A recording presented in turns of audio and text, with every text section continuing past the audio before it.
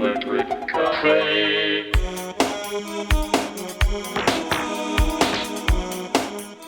Hey everybody, welcome back to Electric Cafe. In this video, I wanted to review the 1982 album by Midnight Oil called 10, 9, 8, 7, 6, 5, 4, 3, 2, 1, and here's an original copy on vinyl. This is the fourth time I featured Midnight Oil and reviewed one of their albums on my channel. It started out with A Place Without a Postcard, which I gave a 58 out of 100. I liked Red Sails and the Sun a little bit better. I think that's a good album. I gave that a 63. And then also I gave Blue Sky Mining a 72. I think that's a very good album. If you'd like to see how I score songs and albums, just look down below in the notes section. And again, this album came out in 1982, and this is really the album that put them on the map outside of Australia.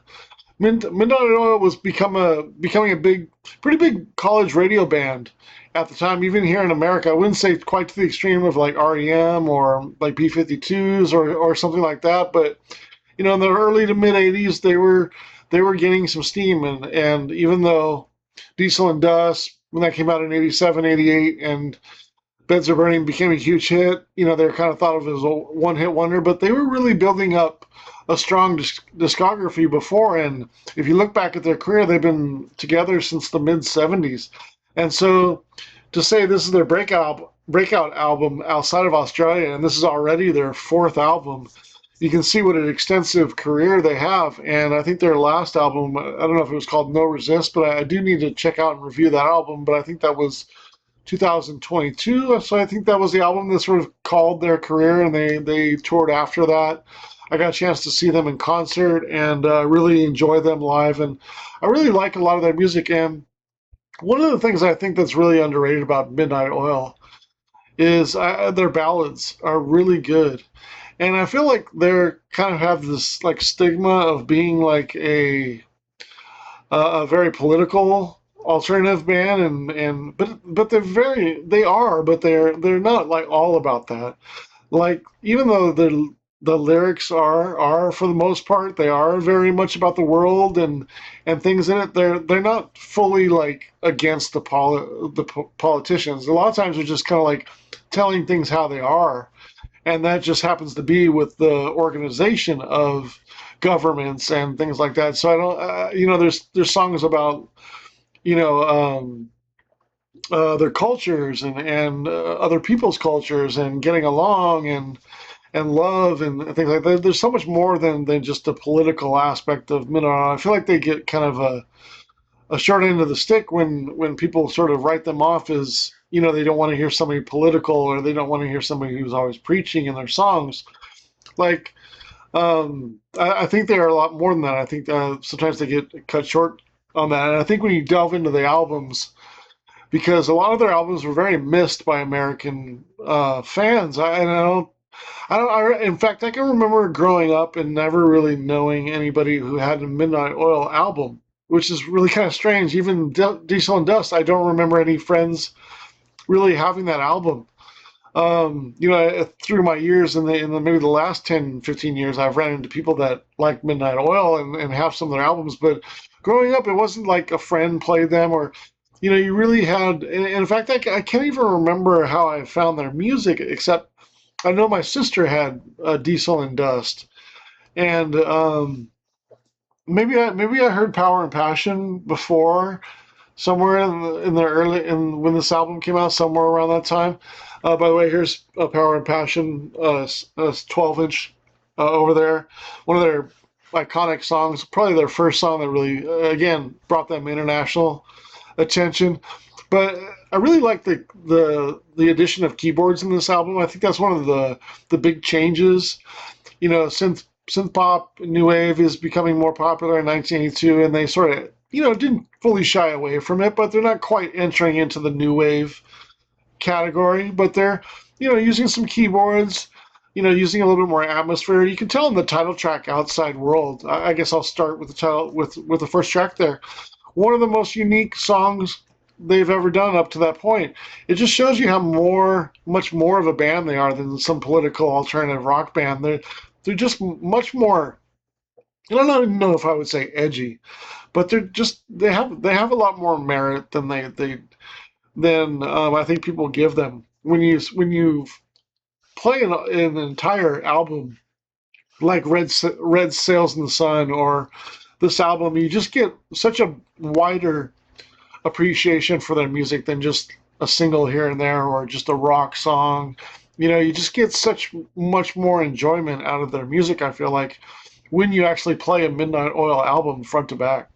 Then you have track number 2 called Only the Strong. This gets right into a classic guitar hook, very Midnight Oil sounding. Peter Garrett's kind of singing that lower registry in the verses, and just kind of that classic sound of Midnight Oil. I give that track 6 out of 10 stars. I think it's a good track. Short Memory, I like a little bit more distinctive, a little bit catchier. I give that one 6.5 stars. And then one of their biggest earlier tracks, cult following tracks, Read About It. Kind of one of their most catchy tracks of the time, straightforward tracks, but still, you know, very recognizable, very played a lot in their sets, even to the end of their career. And I give that one a little bit better score. It's 7 out of 10. I think it's a very good song. Screaming Blue kind of is right in the middle of the album, and probably it's the album's longest piece, probably the most in-depth piece. It's kind of 2 minutes of kind of interlude, and then it goes 4 minutes, a little bit, maybe 4.5 minutes, like kind of a ballad. And I think it's a good song overall. I give it 6 out of 10 stars, but nothing really like stands out. But I do really enjoy the ballads. And in fact, the one coming up, Marilinda, I just love. And then it goes into Power in the Past. U.S. Forces is one of their stronger songs on the album too. I give that one 6 3/4 stars. And then Power in the Passion, standout track on the album, one of their best songs, probably up to this point. I feel like the vocals and the changes are so catchy, and the bass line, the drums are great. The dubby instrumental is really cool midway through, and the nice horns as well. Like this track's got everything. It's a very underrated track, I think, in the popular outlook of early alternative rock. And I think Midnight Oil, that's another thing. I feel like Midnight Oil is really underrated, and like because they're thought of as like a one-hit wonder or maybe even a popular band, that a lot of their earlier music gets very overlooked and doesn't quite get the appreciation and the respect I feel like it deserves from alternative rock. When you think of like Power and Passion and Read About It and stuff, these are to me iconic songs of the time in alternative rock spheres. Like Power and Passion, fantastic track. I give it 8.5 stars. I think it's verging on perfect in many respects. And then Malinga, my second favorite track on the album. This is a great example of what I was talking about earlier with the ballads. Like this is such an underrated, beautiful ballad. Every album has one though, through their career, especially from this album out. The guitar, the tones in the guitar, the sing-along aspect of the song. I think it's a beautiful song, excellent song. I give it 8 out of 10 stars. And also, I really liked track number 9, Tin Legs and Tin Minds. The piano is just awesome on this track. It's so moving. To have these 3 tracks in a row, just show you the evolution of their sound, the variety of their song. When you think of Power and the Passion into Marlinga and Tin Legs and Ten Minds, like those 3 tracks in a row, magnificent.